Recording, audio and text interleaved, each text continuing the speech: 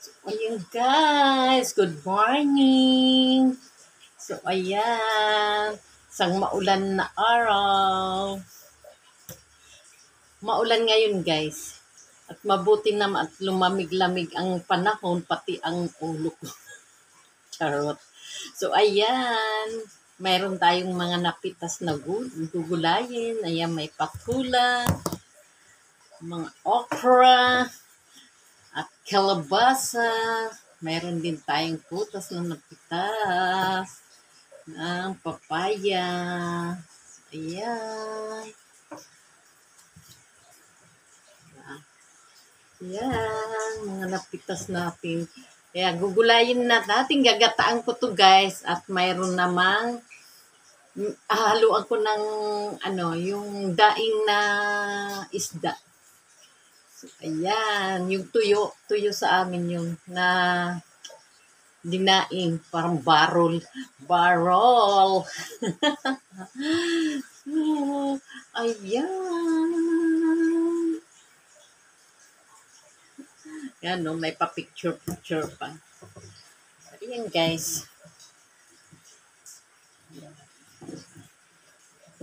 Mag-iikot pa sana ako, maghanap ako kung mayroong talong. Kaso na ulan, natamad ako.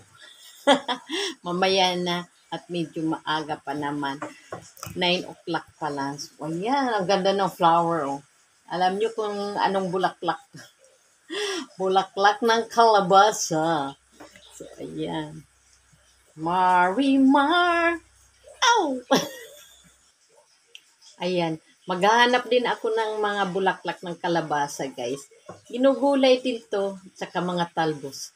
Ayan, hahaluan ko ito ng halo-halong gulay, kalandrakas, with tuyo, sarap. Yan, isasapo ko yung tuyo, yung barrel. So, ayan, akin na rin prepare. Anin ko na lang to guys. Siguro, mga 3 hiwa. Hindi ko ubusin kasi malaki. Malaki siya. Kukuha lang ako dito ng mga 3 hiwa ko. Akin muna itatabi yung iba. Kasi sobrang laki siya.